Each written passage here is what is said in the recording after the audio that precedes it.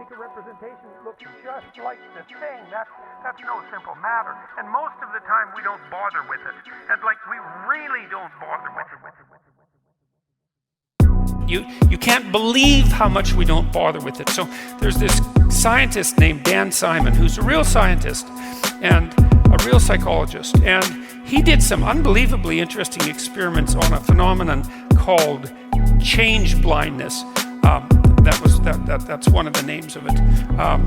It's part of a broader category of phenomena called perceptual blindness.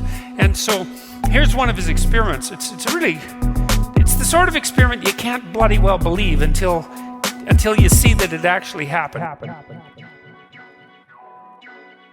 It's replicated many times. This is actually a reliable psychology experiment, and there aren't that many of them, and so this is one of them. And I'm not being cynical about that. I mean, psychology is a very complicated science, and the fact that a lot of it doesn't replicate is not surprising, because it's really hard to learn things about people. It's amazing we get any of it to replicate. So what Simon did, Dan Simon, was he set up some cameras on the top of some buildings at Harvard campus, and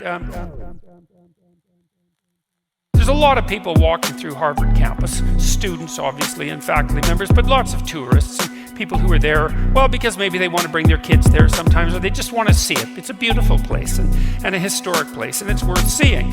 And so there's always people wandering through, and they don't know where they're going. And so what Simon did was had some students play like a trick on people that were walking through. And it was not a mean trick or anything, just a trivial trick. And so what he would do is he'd have the undergraduates come up to somebody who was walking through, who looked like a tourist, and the undergraduate would be holding a map, and then they would start to interact with the tourist and ask for directions using the map. Now, obviously, a map is already an iconic representation, right? And it needs to be, because you don't want a map that's as complicated as the territory, because then you'd have to carry the whole territory around with you. You want the simplest possible representation of the situation that gets you from point A to point B. Okay, so that's worth thinking about right off the bat, because that's like a rule for perception. You want the simplest representation that you can possibly manage that will get you from point A to point B. But it also implies that what you're doing all the time is going from point A to point B, and so we'll keep that in mind. Anyways, so here's the undergraduate standing here with the map, and here's the tourist standing here helping the undergraduate, and then over here there's two other undergraduates, and they're carrying a door, and the door, they're carrying it like this.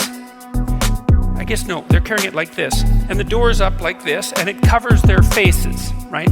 And so they rudely walk right between the person who's now giving directions and the undergraduate who's asking for directions. And as they walk through, the undergraduate grabs the door like this and keeps walking, and the other undergraduate who's holding the door takes the map and stands there.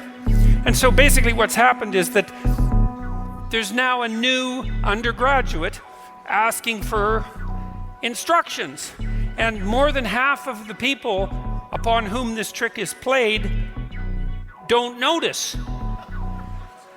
And the reason for that is, well, who cares what undergraduate you're giving instructions to? It's like they're interchangeable, right?